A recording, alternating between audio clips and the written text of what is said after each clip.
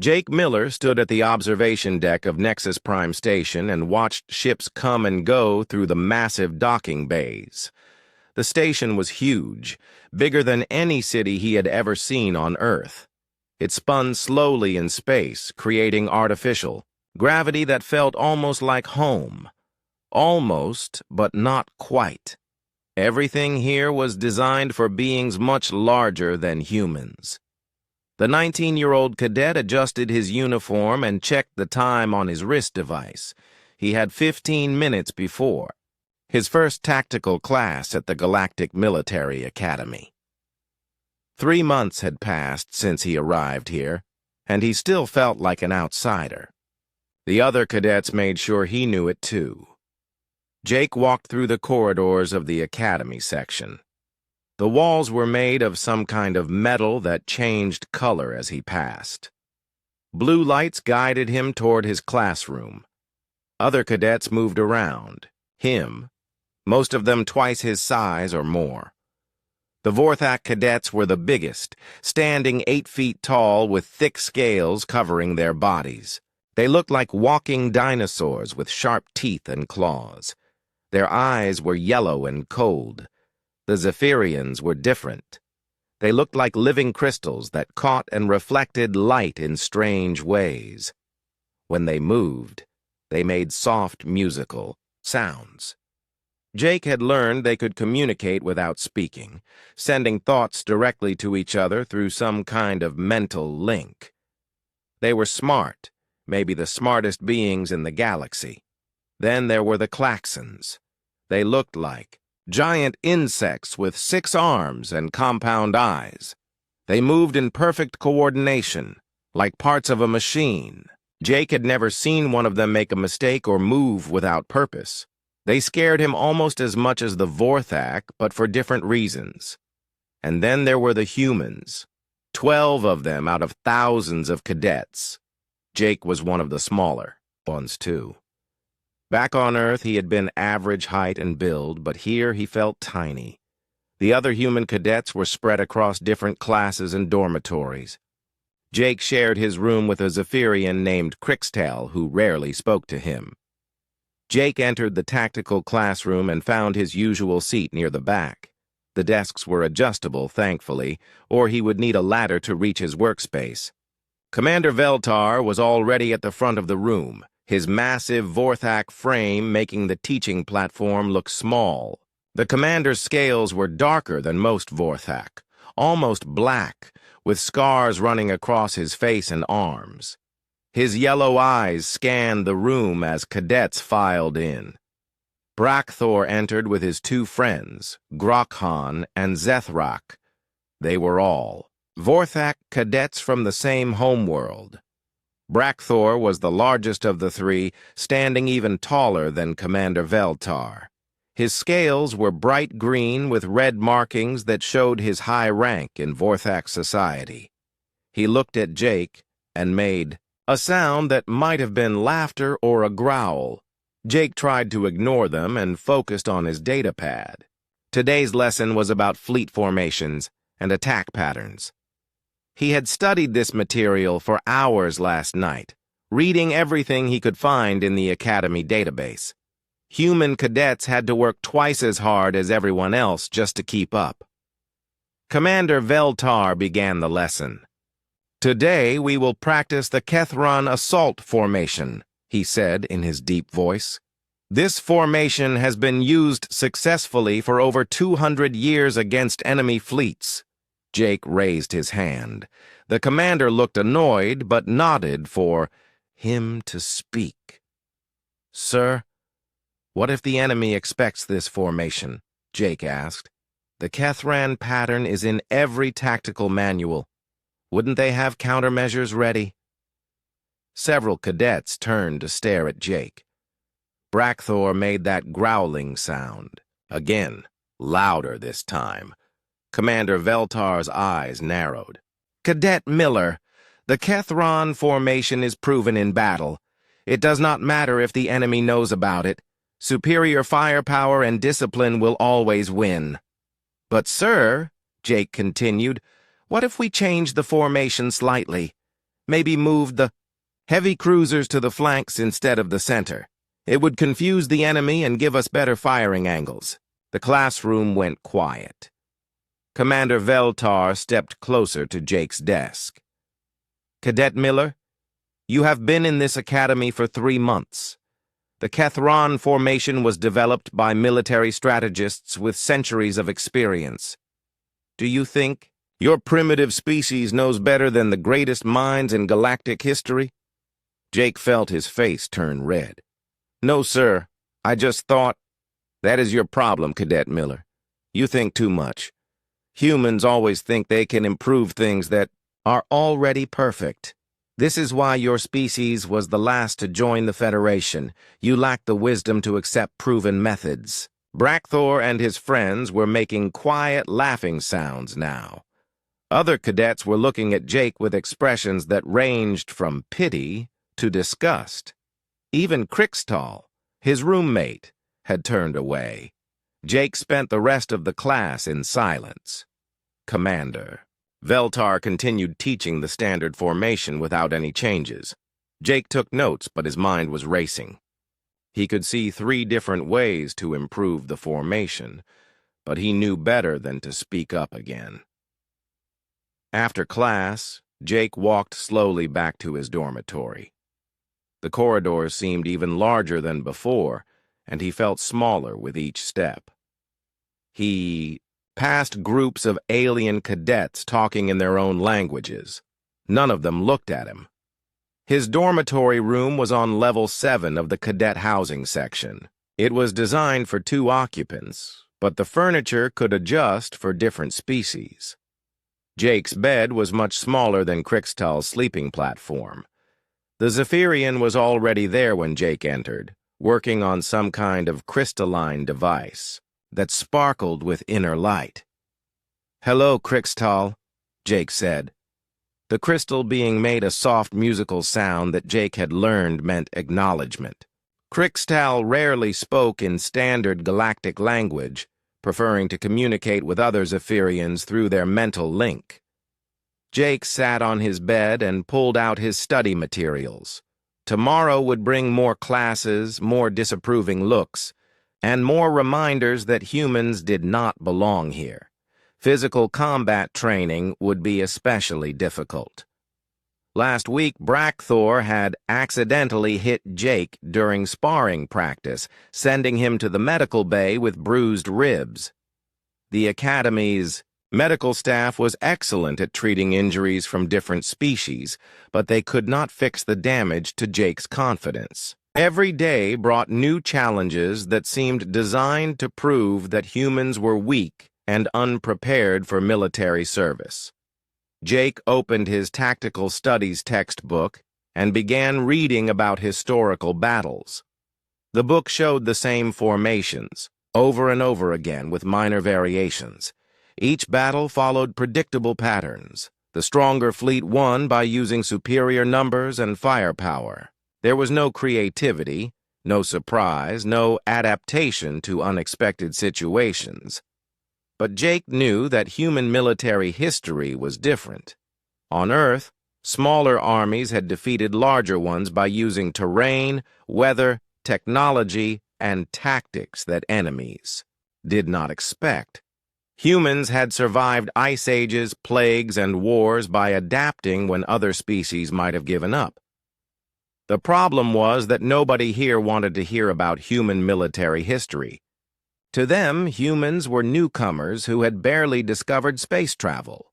Earth's wars were seen as primitive conflicts between savage tribes. The fact that humans had survived and thrived on a dangerous planet meant nothing to beings who had never faced real hardship. Jake closed his book and lay down on his bed. Outside his window, he could see the stars spinning slowly as the station rotated. Somewhere out there was Earth, where humans were building their first real starships and learning to work with alien technology. He wondered if he would ever make it back home, or if he would wash out of the academy like 2 human cadets had already done this year. Tomorrow would bring another day of proving himself in a place where nobody believed humans belonged. The simulation chamber hummed with energy as Jake adjusted his virtual reality headset. Around him, his squad members were doing the same. Crixtal stood to his left, the Zephyrian's crystalline body catching and reflecting the chamber's blue lights. To his right was Hive Mind Unit 7, a klaxon whose real name was unpronounceable to human vocal cords. Jake had started calling him Seven for short. Commander Veltar's voice boomed through the chamber speakers. Today's exercise will test your ability to command a small fleet against superior numbers. Squad Alpha, you will defend the mining station. Squad Beta, you will attack and capture it. Begin simulation. The chamber dissolved around Jake and reformed into the bridge of a Federation cruiser. Through the main view screen, he could see asteroid mining station Gamma 7 floating in space ahead of them. The station was large but poorly defended, with only 2 small patrol ships guarding it. Jake looked at his tactical display. His squad controlled 3 ships: his cruiser, Crixtal's destroyer, and Seven's frigate. They had decent firepower but were outnumbered by the attacking force. According to the simulation parameters, they were supposed to hold out as long as possible before the station fell, but Jake had other ideas. Crixtal, take your destroyer to the far side of the asteroid field, he said into his communicator. 7, move your frigate behind the station, but keep your weapons powered down. Make it look like you're hiding. Both alien cadets acknowledged his orders, though Jake could hear confusion in their voices. This was not standard defensive doctrine. On his tactical screen, Jake watched the attacking force approach. Squad Beta consisted of Brakthor's cruiser, and 2 smaller ships commanded by Grokhan and Zethrak. The 3 Vorthak ships moved in perfect formation, exactly as described in their tactical manuals. Jake smiled. Predictable. The attacking ships closed on the station, focusing their fire on the 2 patrol boats. The small defenders were quickly destroyed, just as the simulation expected. Brakthor's voice came over the communication channel, filled with arrogant confidence. "Surrender now, human, and we might let you escape with your life," the Vorthak cadet said. "Your pathetic defense cannot stop us." Instead of responding, Jake gave new orders to his squad. "Execute Plan Delta in 3, 2, 1, mark." Crixtal's destroyer suddenly emerged from behind a large asteroid, catching Zethrak's ship completely by surprise. The Zephyrian's precise firing disabled the Vorthak ship's engines before it could react. At the same time, Seven's frigate powered up its weapons and fired at Grokhan's ship from behind, where its shields were weakest. Brakthor found himself facing 3 enemy ships instead of the weak defense he expected. His formation was broken, his support ships were crippled, and Jake's cruiser was moving to attack his flanks. The simulation ended 2 minutes later with Squad Alpha's complete victory. The virtual environment faded away, leaving the cadets standing in the empty chamber. Commander Veltar's expression was unreadable as he reviewed the results on his datapad. "Explain your tactics, Cadet Miller," the commander said. Jake straightened up. "Sir, the simulation assumed we would use standard defensive positions, but the attacking force was using the Kethran formation we studied yesterday. I knew they would focus on the patrol ships first, then move to destroy the station. By hiding our real strength and striking from unexpected angles, we could defeat them even though they had superior numbers." Brakthor stepped forward, his yellow eyes blazing with anger. "This is not how war is fought," he growled. "You use deception and tricks instead of honest combat." "I used tactics that worked," Jake replied calmly. "The goal was to defend the station. My squad completed the mission." Commander Veltar looked at his datapad again. The simulation parameters did not specify how the defense should be conducted. Cadet Miller's victory is legitimate, though unconventional. The word unconventional sounded like an insult coming from the Vorthak commander. Jake could see disapproval in the alien's yellow eyes. After class, Jake headed toward the dining hall with Crixtal and Seven. The Zephyrian had actually spoken to him in standard language, complimenting his tactical thinking. Seven had made clicking sounds that Jake had learned meant approval in Klaxon culture.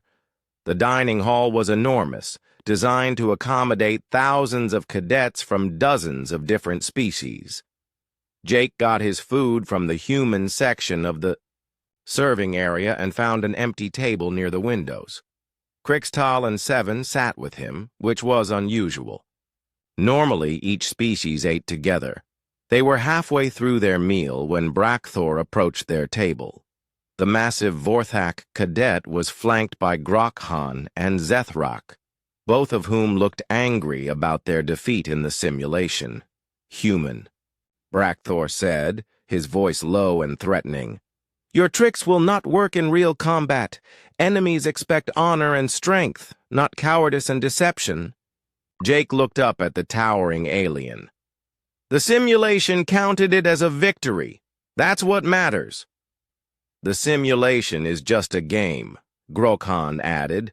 Real war requires real warriors, not weak creatures who hide behind tricks. Other cadets at nearby tables had stopped eating to watch the confrontation. Jake could feel dozens of eyes on him. Some looked curious, others seemed eager for a fight. If you have a problem with my tactics, you can discuss it with Commander Veltar, Jake said, trying to keep his voice steady. Brakthor leaned closer, his massive frame casting a shadow over the table. I do not need to discuss anything with anyone, human. Your species does not belong here. You are too weak, too small, too primitive to be real soldiers. Jake felt his face getting hot, but he forced himself to stay calm. Getting into a fight with a Vorthak would be suicide. Brakthor probably weighed 3 times as much as Jake and had natural weapons in the form of claws and teeth. Come on, Jake said to Crixtal and Seven. Let's finish eating somewhere else. As Jake stood up, Brakthor moved to block his path. I am not finished talking to you, human. Well, I'm finished listening, Jake replied. He tried to step around the Vorthak, but Brakthor grabbed his arm. The alien's claws dug into Jake's uniform, and he could feel the pressure of the grip even through the tough fabric. Let go of me, Jake said quietly. Instead, Brakthor squeezed harder. You will learn respect, human. Your species may have bought your way into this academy, but you will never be real soldiers.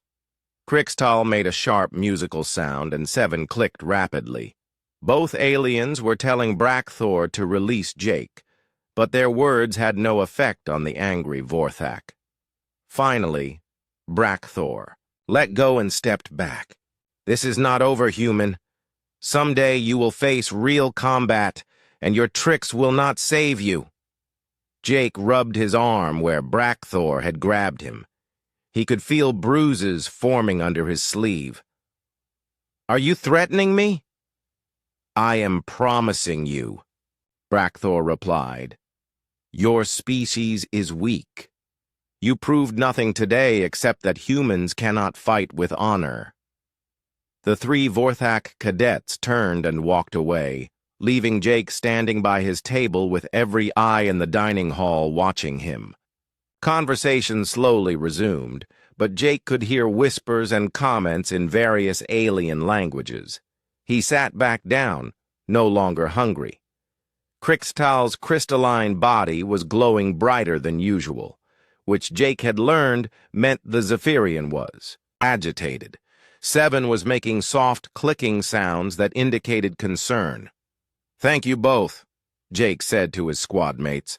"I appreciate you standing up for me." Krixtal's voice had a musical quality when he spoke in standard language. "Your tactics were superior. Brackthor is angry because he lost." Seven nodded with his insect-like head. "Vorthak culture values strength above intelligence. They do not understand adaptation." Jake finished his meal in silence, thinking about Brackthor's words. The Vorthak was not wrong about human physical limitations. In a straight fight, any human would lose to most alien species in the Academy. But Jake was beginning to realize that maybe straight fights were not the only kind that mattered. After dinner, Jake walked back to his dormitory through corridors that seemed more hostile than before. Groups of alien cadets watched him pass, and he wondered how many of them agreed with Brackthor's assessment of humanity. Tomorrow would bring new challenges, and Jake had a feeling that his conflict with the Vorthak cadets was far from over. Jake left his xenobiology class feeling more confident than he had in weeks. Professor Zenthera was an elderly Zephyrian who actually seemed to appreciate Jake's questions about different species' anatomy and physiology. Unlike Commander Veltar, she encouraged curiosity and detailed study. The corridor was mostly empty as Jake made his way back to his dormitory. Most cadets were either in evening classes or studying in the library. Jake preferred the quiet halls, where he did not have to worry about hostile stares or whispered comments about human weakness. He was reviewing his notes on Vorthak skeletal structure when he heard heavy footsteps behind him. Jake glanced over his shoulder and saw three large figures approaching. His heart sank as he recognized Brackthor, Grokhan, and Zethrak. The Vorthak cadets were walking faster than normal, and their body language suggested they were not planning a friendly conversation. Jake picked up his pace, but the aliens' longer legs let them catch up quickly. Soon they were close enough that Jake could hear their breathing and smell the strange metallic scent that all Vorthak seemed to carry. "Human!" Brackthor called out. "Stop walking. We need to talk." Jake kept moving. "I have nothing to say to you."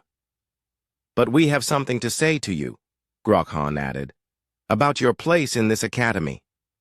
The corridor ahead curved to the left, leading toward the dormitory section. Jake calculated the distance in his head. 200 meters, maybe less.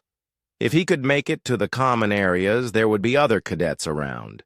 Even Brackthor would not start trouble in front of witnesses. But Jake never made it that far. A massive hand grabbed his shoulder and spun him around. Brackthor's yellow eyes were filled with anger and something else that looked like disgust. "When a superior tells you to stop, you stop," the Vorthak growled. "Your species needs to learn proper respect." Jake tried to pull away, but Brackthor's grip was like iron. "Let go of me. If you have a problem, we can discuss it with Commander Veltar." "I do not need the commander to handle one weak human," Brackthor replied. "This is between you and me."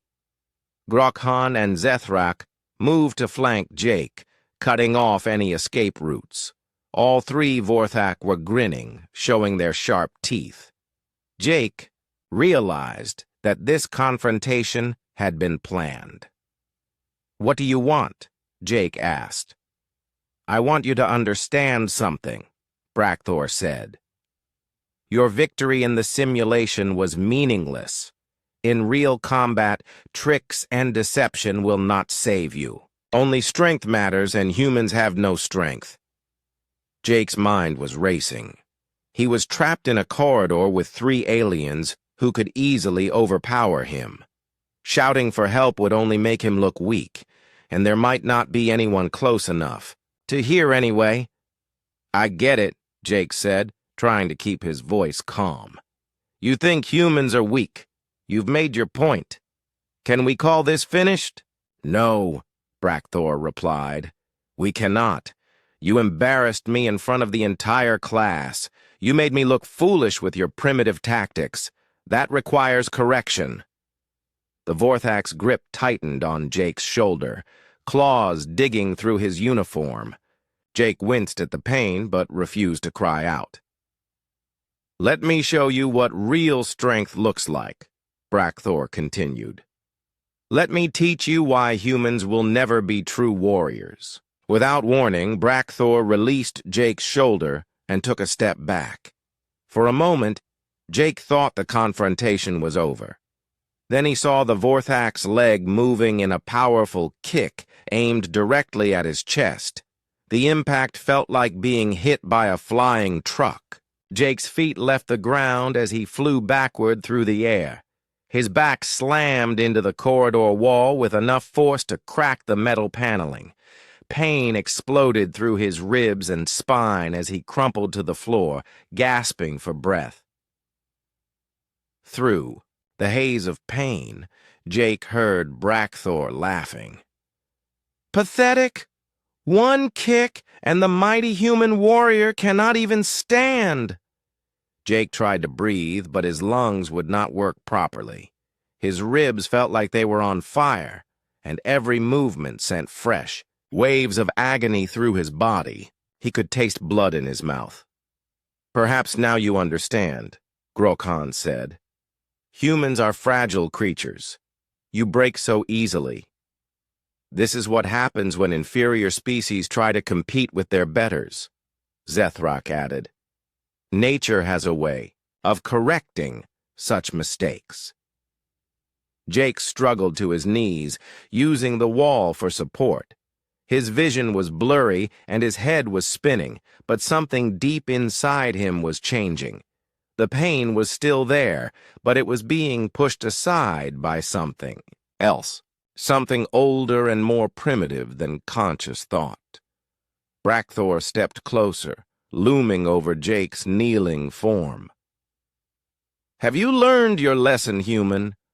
Are you ready to accept your place?" Jake looked up at the towering Vorthak. His breathing was getting steadier, and his vision was clearing. But more importantly, his mind was becoming sharp and focused in a way that surprised him. The fear was still there, but it was being overwhelmed by a cold, calculating anger. "My place?" Jake asked quietly. "Yes," Brackthor replied. "At the bottom of the hierarchy. Humans are prey animals, not predators. You exist to serve stronger species." Jake slowly rose to his feet, ignoring the pain in his ribs. Something in his expression made Grokhan take a step backward, though the Vorthak probably did not realize he was doing it. "You know what I learned in xenobiology class today?" Jake asked, his voice still quiet but somehow more dangerous than before. Brackthor frowned, confused by the change in Jake's tone. "What are you babbling about, human?"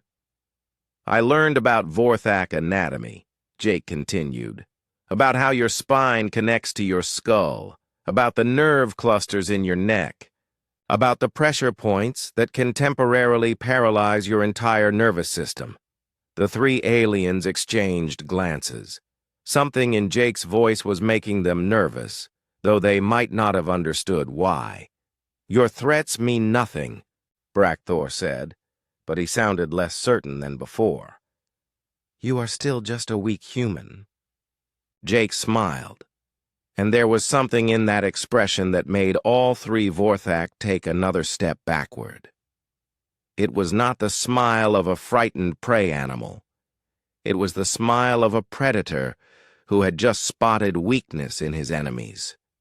"You want to know the difference between humans and Vorthak?" Jake asked. "You evolved as apex predators on your homeworld.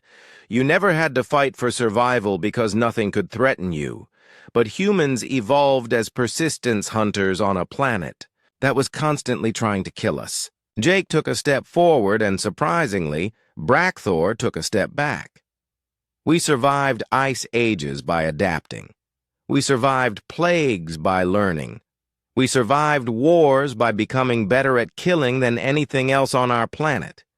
And we did all of that, while being smaller and weaker than most of the things that wanted to eat us. Another step forward. Another step back from the Vorthak. You want to test human strength against Vorthak's strength. That's fine. But you should understand something first. When humans fight, we do not fight fair. We fight to win. We fight to survive. And we fight until our enemies cannot fight back.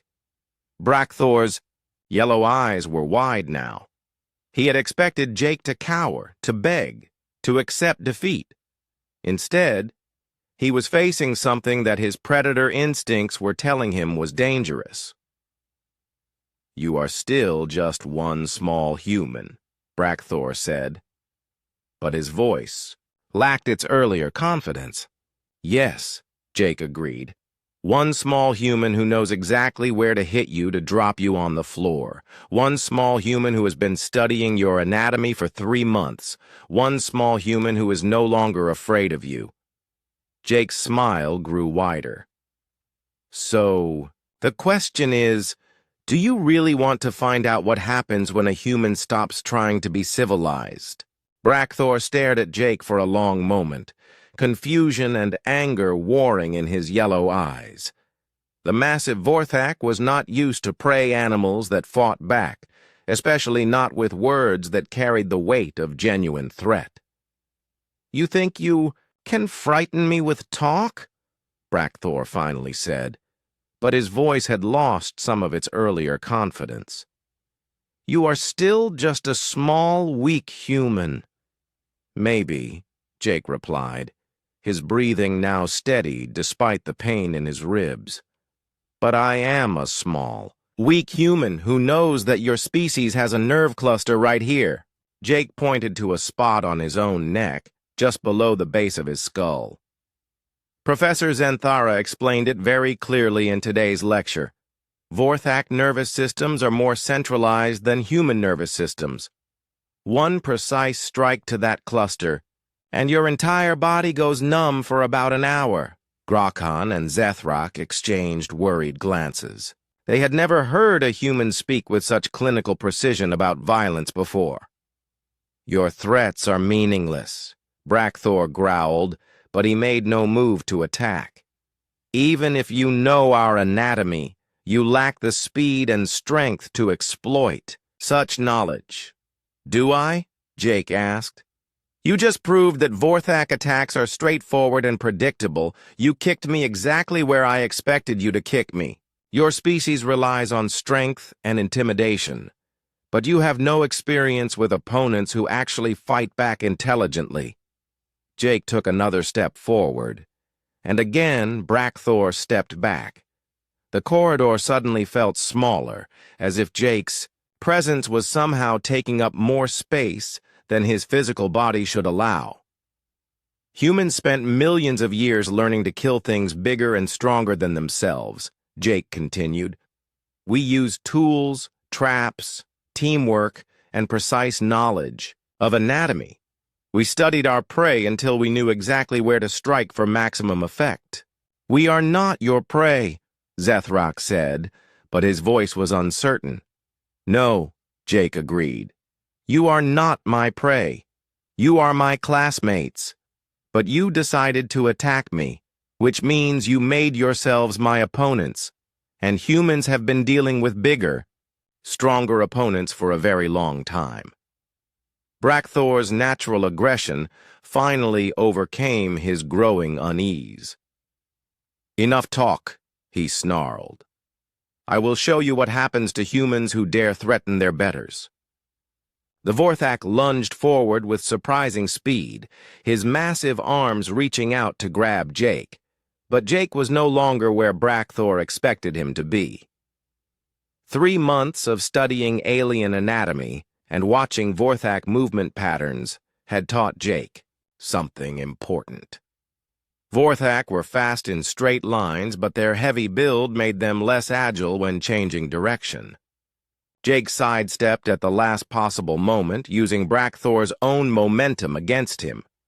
As the massive alien stumbled past, Jake reached up with surgical precision.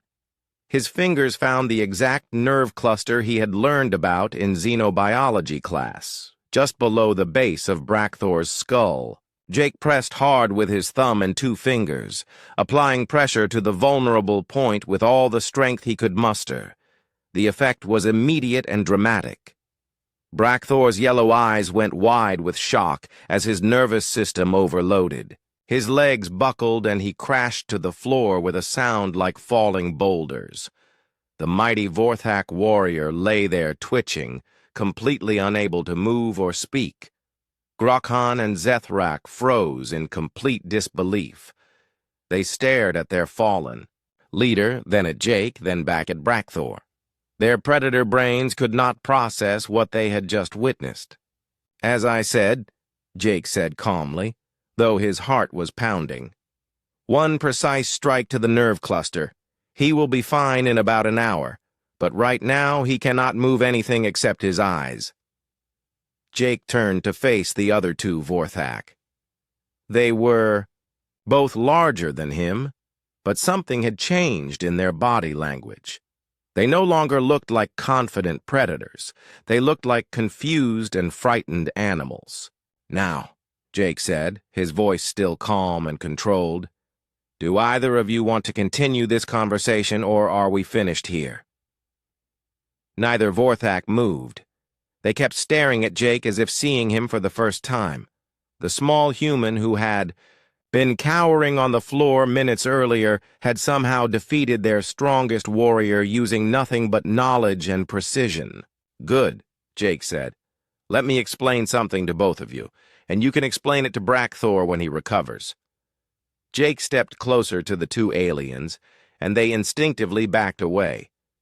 Humans do not fight like Vorthak. We do not rely on strength or intimidation. We fight like humans, which means we use every advantage we can find. We study our enemies.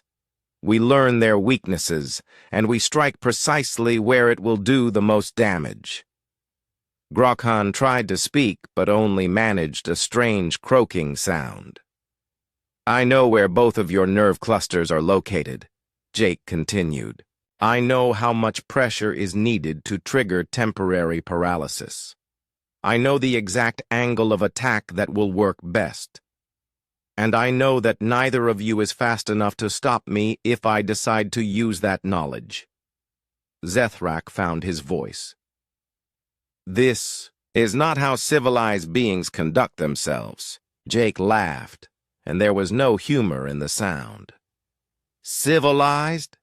You cornered me in a corridor and attacked me without provocation. You called humans weak and primitive. You said we deserve to be at the bottom of some hierarchy. That does not sound very civilized to me." "We were establishing dominance," Grokhan said weakly. "It is natural behavior." "Maybe for Vorthak," Jake replied. "But humans have different ideas about natural behavior. When someone attacks us, we attack back. When someone threatens us, we eliminate the threat. When someone tries to establish dominance over us, we show them why that is a very bad idea." Jake knelt down next to Brackthor's paralyzed form. The Vorthak's eyes were wide with rage and humiliation, but he could do nothing except lie there and listen. "I want you to understand something," Jake said to the fallen warrior. "I did not defeat you with superior strength. I defeated you with superior knowledge and tactics. That is what humans bring to this academy. Not raw power, but intelligence applied to combat." Jake stood up and looked at all 3 Vorthak. "Your species evolved as apex predators, so you never learned to deal with opponents who fight smart instead of fighting hard. But humans evolved as persistence hunters. We learned to track, study, and understand everything we wanted to kill." "You are threatening us," Zethrak said. "No," Jake corrected. "I am educating you. There is a difference between threats and facts. The fact is that humans are not weak. We are different. We do not win through strength. We win through adaptation, intelligence, and the willingness to do whatever it takes to survive. Jake checked his chronometer. Brackthor should regain feeling in his extremities in about 45 minutes. I suggest you help him get to the medical bay when that happens. Tell them he had a reaction to some food from the human section of the dining hall. They will give him muscle relaxants, and he will be fine by tomorrow. Why are you helping him? Grokhan asked suspiciously. Because I am not like you, Jake replied. I do not enjoy causing unnecessary suffering. I only fight when I have to. But when I do fight, I fight to win. Brackthor is not my enemy. He is just a classmate who needed to learn a lesson about underestimating humans. Jake turned to walk away, then paused and looked back. One more thing, he said. I want you to think very carefully about what happened here tonight. Then I want you to ask yourselves a question. If one human cadet, working alone with nothing but classroom knowledge, could defeat your strongest warrior in hand-to-hand combat, what do you think an entire human military force could accomplish? Jake left the three Vorthak in the corridor and headed toward his dormitory. Behind him, he could hear whispered conversations in their alien language. He did not need to understand the words to know they were finally beginning to grasp something important about humanity. By the time Jake reached his room, news of the incident was already spreading through the Academy's informal communication networks. His door chimed as he entered, and he found Krixtal waiting for him. The Zephyrian's crystalline body was glowing brighter than usual. Jake, Krixtal said in his musical voice. There are rumors circulating about a confrontation with Vorthak cadets. Are you injured? Jake touched his ribs gingerly. They still hurt, but nothing seemed broken. I am fine. Just a minor disagreement that got resolved. Krixtal's glow shifted to a different color.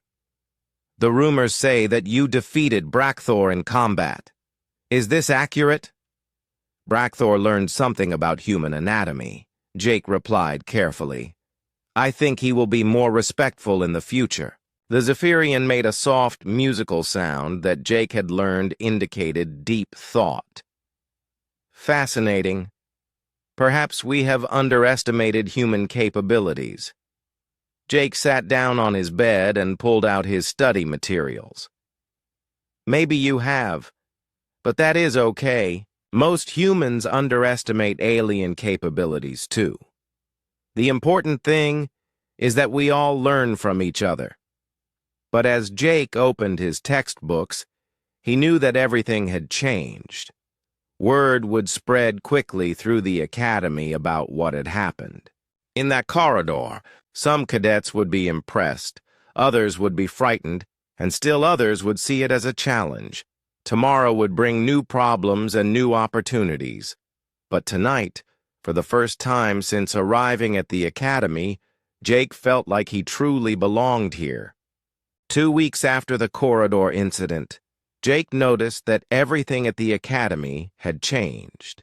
Other cadets no longer whispered about human weakness when he passed in the hallways. Instead, they watched him with expressions that ranged from curiosity to cautious respect.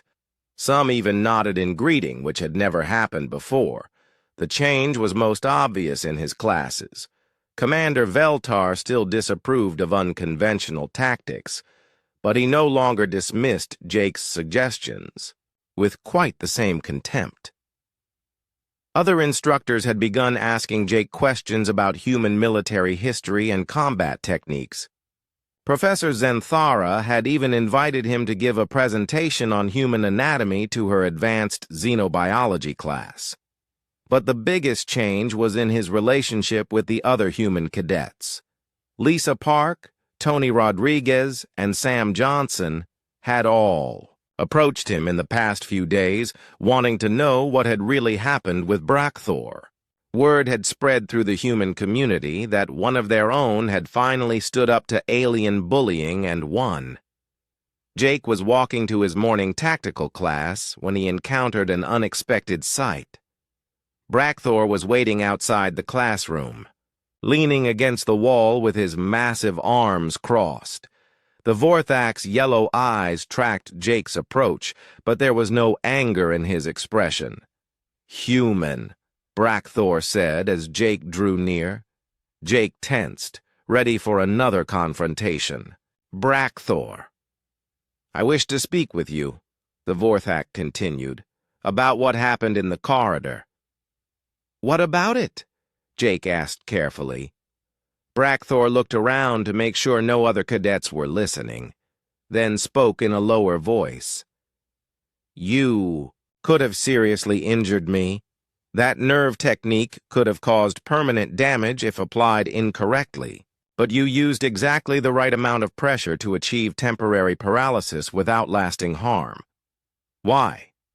Jake considered his answer. "Because I did not want to hurt you.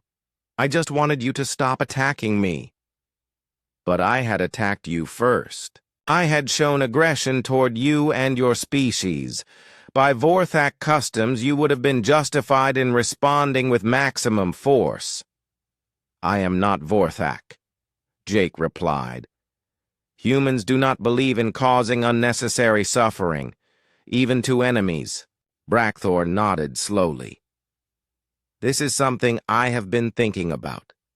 In my culture, we respect strength above all else. You demonstrated superior combat ability, which makes you worthy of respect. But you also demonstrated something else. What do humans call it when you choose not to harm someone you could easily defeat?" "Mercy," Jake said. "Yes, mercy. This is not a concept that Vorthak understand well. We see it as weakness. But your mercy came from a position of strength, not weakness. You proved you could defeat me, then chose not to cause lasting harm. This requires a different kind of strength." Jake was surprised by the thoughtful tone in Brackthor's voice. "I suppose it does." "I have been researching human military history," Brackthor continued. "Your species has fought many wars, but you also have concepts like prisoner treatment, medical care for enemies, and rules of engagement. You have codes of honor that limit how you fight, even when fighting for survival. We learned that unlimited warfare destroys everything," Jake explained. "Sometimes showing mercy to defeated enemies is the best way to achieve lasting peace." Brackthor was quiet for a moment, processing this information. "I wish to make a proposal. I want to train with you, to learn human combat techniques and tactical thinking. In exchange, I will teach you Vorthak strength training and endurance methods." Jake stared at the massive alien in disbelief. "You want to train together? After what happened?" "Because of what happened," Brackthor corrected. "You defeated me, using superior knowledge and tactics. If I am to become a better warrior, I must learn from superior opponents. And if I am to serve alongside humans in the Federation fleet, I must understand how your species thinks and fights." Before Jake could respond, other cadets began arriving for class. Crixtal and Seven approached together, deep in conversation, about something that was making the Zephyrian's crystal body flash with excitement. "Jake," Crixtal said in his musical voice, "Seven and I have been discussing your tactical innovations. We would like to propose a permanent squad arrangement for the advanced simulations." Seven clicked his approval. Human adaptive thinking, combined with Zephyrian calculation speed and Klaxon precision, could be very effective. "And Vorthak strength," Brackthor added, surprising everyone. "If the human is willing to accept my participation." Jake looked around at the three aliens, who had once seemed so foreign and intimidating. Now they were offering to work with him as equals, even partners. "I would be honored to work with all of you," Jake said. Commander Veltar emerged from the classroom and saw the mixed group of cadets standing together. His expression was unreadable as he gestured for them to enter. "Today we will be conducting the final examination simulation," the commander announced once everyone was seated. "This exercise will determine your final grades in tactical operations. The scenario is as follows. A small Federation fleet must defend a civilian evacuation convoy against overwhelming enemy forces. The convoy cannot be abandoned, and reinforcements will not arrive in time. Your mission is to protect the civilians and minimize casualties." Jake felt a familiar thrill of anticipation. This was exactly the kind of impossible scenario that human tactics were designed to handle. The simulation chamber activated, and Jake found himself on the bridge of a Federation destroyer. Through the view screen, he could see a convoy of 12 civilian ships struggling to escape from an enemy fleet of 30 warships. His own force consisted of just 6 vessels, including Brakthor's heavy cruiser, Krixtal's fast attack ship, and 7 support vessels. "Standard tactics suggest a fighting retreat," Commander Veltar's voice came through the communication system. "Protect the convoy while falling back to a defensible position." But Jake was already formulating a different plan. He studied the tactical display, noting the enemy formation and the position of nearby asteroids and debris fields. "Squad," Jake said into his communicator, "disregard standard tactics. We are going to use the Terran Gambit." "What is the Terran Gambit?" Brakthor asked. "Something I just invented," Jake replied with a grin. 7, I need you to position your ship near that debris field and prepare to simulate engine failure. Krixtal, can your ship mimic the energy signature of a much larger vessel?" "Affirmative," the Zephyrian responded. "What are you planning?" "We are going to make the enemy think we are crazy," Jake said. "Brakthor, I need you to charge directly at their main battle line. Maximum speed, all weapons firing." "That is suicide," Brakthor protested. "Not if they think you are leading a much larger force than you actually are," Jake explained. "The enemy will see your heavy cruiser supported by what appears to be a battleship, thanks to Krixtal's signal manipulation.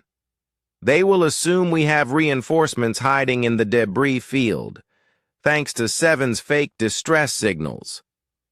"Understanding," dawned in Brakthor's voice. "They will panic and break formation to deal with a threat that does not exist." "Exactly. And while they are repositioning to counter our imaginary reinforcements, the real convoy escapes in the opposite direction." The plan worked perfectly. The enemy fleet broke apart trying to respond to threats that existed only in their tactical computers. By the time they realized they had been deceived, the civilian ships were safely away, and Jake's small force had vanished into the asteroid field. The simulation ended with complete mission success and 0 casualties. When the virtual environment faded, Jake found himself facing a classroom full of stunned cadets and one very thoughtful Vorthak instructor. Commander Veltar reviewed his datapad in silence for several minutes before speaking. "Cadet Miller, your tactical approach violated every standard doctrine in Federation military guidelines." Jake's heart sank. "Yes, sir." "It was also brilliant," the commander continued. "You achieved total mission success against impossible odds, using deception, misdirection, and enemy psychology. These are not tactics we teach at this academy, but perhaps we should consider adding them to the curriculum."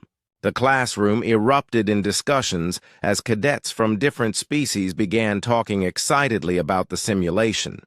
Jake heard fragments of conversation in various alien languages, but the tone was universally impressed. After class, Jake walked toward the graduation ceremony preparation area with his mixed species squad. Tomorrow would be their final day at the academy, and they would all receive their assignments to Federation vessels. "Jake," Brackthor said as they walked, "I have received my assignment. I will be serving aboard the Federation flagship UFS Liberty as a security officer." "Congratulations," Jake replied. "That is a great honor." "What is your assignment?" Crickstail asked. Jake pulled out his orders and read them again to make sure he had not imagined it. "Tactical officer aboard the UFS Liberty." The four cadets stopped, walking and stared at each other.